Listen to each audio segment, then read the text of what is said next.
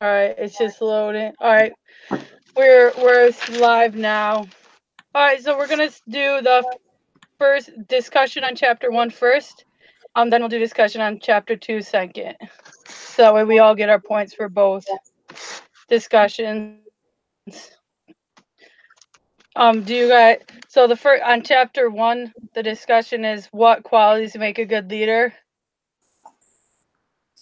What qualities do you guys think make a good leader? Yeah, I can start that off. Okay. So something that jumped out to me when reading this was the leadership styles, the authoritarian, democratic, and laissez-faire. So some of the features that I'm actually in a leadership position right now, and I think that my personal style would be more catered to the democratic style, which is being supportive and kind of enabling your team to be able to achieve the job on their own and kind of basically getting the team involved fully. I've also worked for authoritarian leaders, and that's a little bit different. It's not as great to work for a leader that's authoritarian because they're feels like you're being micromanaged a little bit more, and they have a lot more control on what you do on a daily basis. So I think that personally, that a democratic leader is a good leader, is a good leadership style to have because you're really empowering your team and giving them the tools to fulfill whatever task that you've assigned them. I agree with pretty much everything that you said with that. Yeah, me too. Yeah, I think that's one of the best leadership styles to have. What was that other one Um, called? The one that started with a P that was kind of like you treat everyone like equals. That one was oh, my favorite one. The I don't know, it was like Patreon. It was Patreon something, but I like that one, and I like the democratic leadership approach too. okay. yeah, just adding a little more to the characteristics. I agree with you guys on that one too, and just to add a little more, I think that also a great characteristic of being a leader. It's a big difference between a leader and a manager, right? So, for an example, a manager demands you to do something, right? A leader doesn't. A leader helps you to complete that task. So that's I would say that's another characteristic of of differencing one of to the other. So yeah. Yeah, Definitely. I also agree. Yeah. Yeah, I think communication is really important too. Like, I've worked for so many people who are so bad at communicating. Like, you can't be a good leader if you can't even communicate what you want. Yeah, that's true. Yeah. So, what do you guys think makes a good leader? Like, what qualities do they have to have? Ambition. Something I feel like most people are kind of born with. Like there's born leaders, and Yeah. Yeah. Yeah, I agree with ambition. I also think just the ability to motivate your team. I think that you're only going to go as far as the team that you oversee. So I think having the ability to motivate them, and that's Yeah. that's the way that happens is through communication. How you've managed them when they've made mistakes versus acknowledging their accomplishments. Yeah. I think another quality would be just being there, lending a hand, whenever your members need it, your team needs it, just helping out, Yeah. just guiding them on the right direction, just to make sure everything is going, as it is supposed to, and to avoid any future mistakes or problems, in that way, in that sense. Hmm. What makes like a bad leader? narcissism for sure. Yeah. Yeah. And definitely, uh, if you can't get your people behind you, like if they're not behind like the idea that they're preaching, that's a bad leader. You have to get people like hyped up and like willing to work for you to accomplish the goals that you're setting out. I don't really know how to phrase it, but Yeah. I guess I would say it as and a bad leader is pretty much how to talk to others. mainly that. You don't know how to manage other people for sure.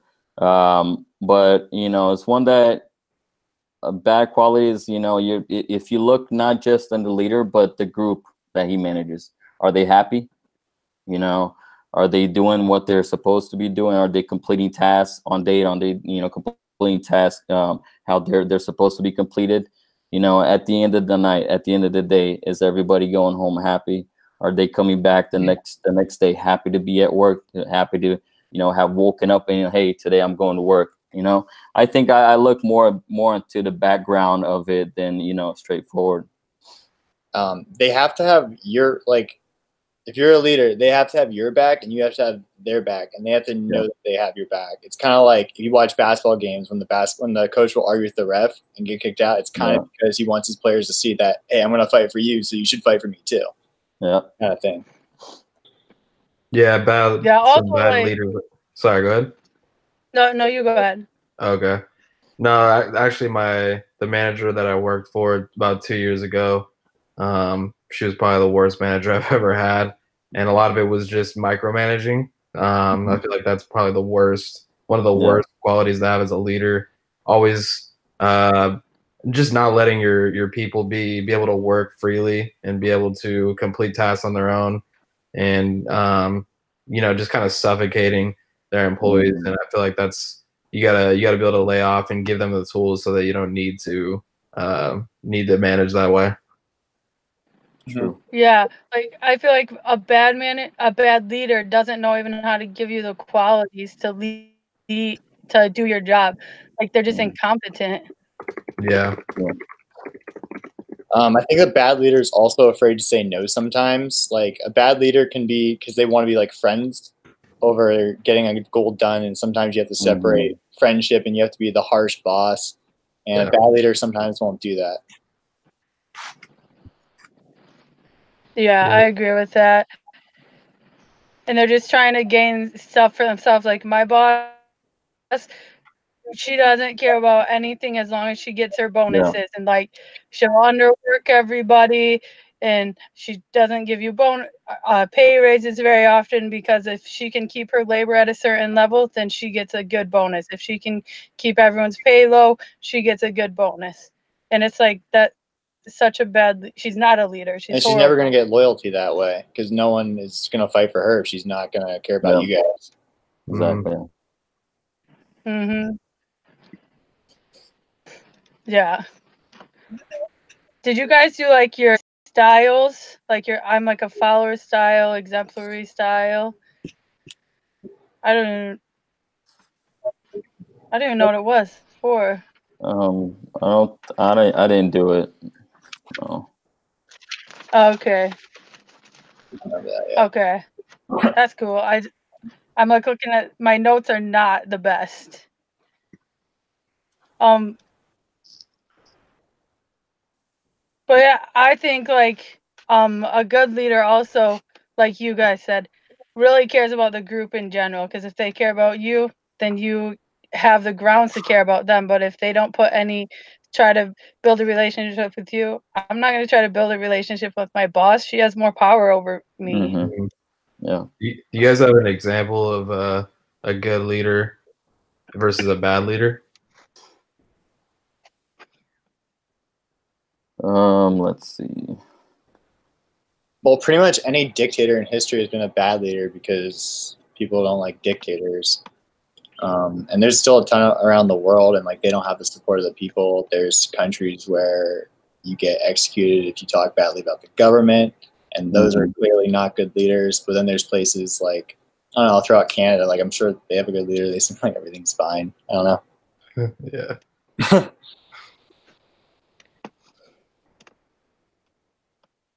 Yeah, I would say. I had a. Go ahead.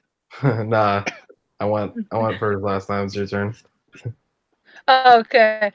Well, I had a really good leader, and like one of my bosses, and they were such a good leader because if I was doing a task, they would always come and help me, or like this is the fastest way to do this. This is the best way to do this, and like that's what I see in a leader: walking beside you, guiding you, being a mentor, showing you how to get a job done faster, how to perfect your technique in whatever you're doing.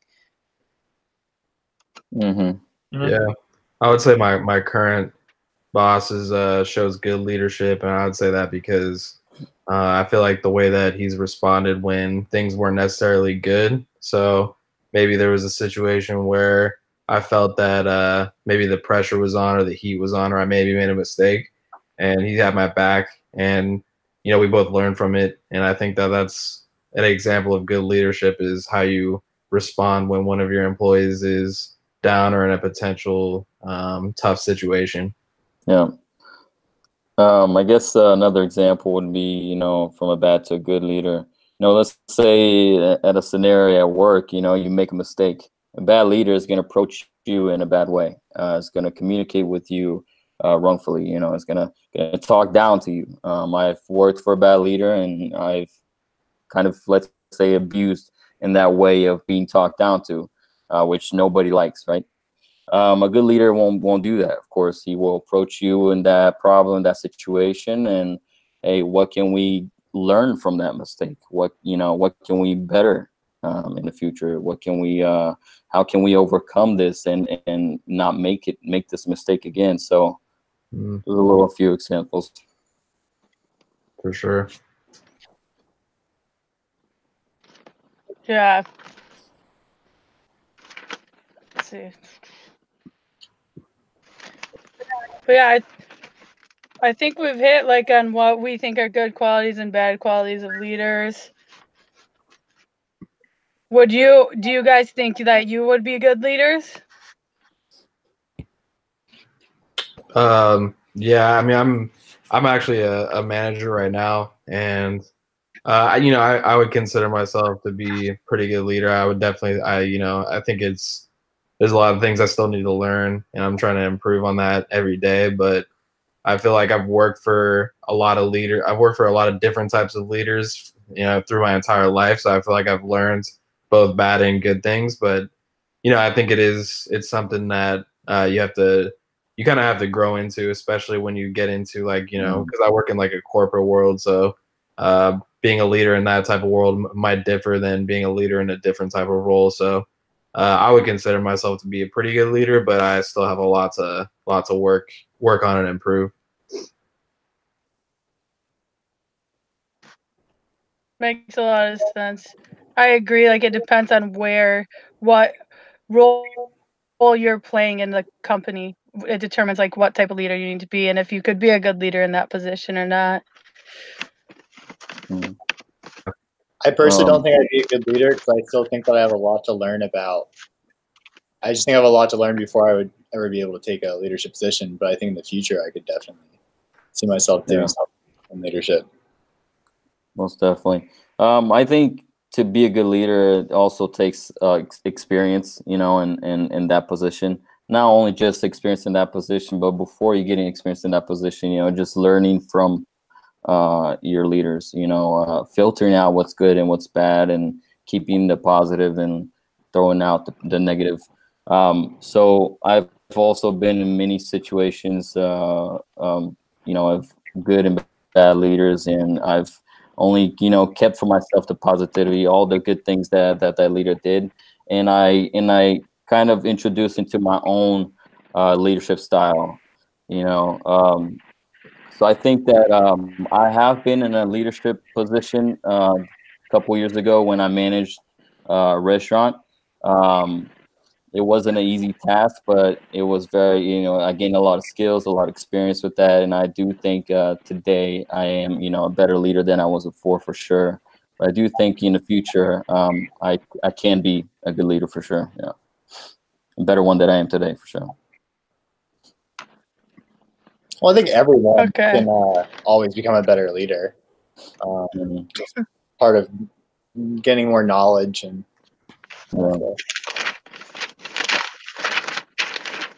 Yeah, I agree. So that's our time for our first discussion. If we want to stop it, and then we can start our second discussion. Yeah, sounds good. That way we can. All right. So I'm going to stop the broadcast. I don't know if it kicks everyone off of the Hangouts, so I might have to re-invite you all. Okay. Thanks, guys.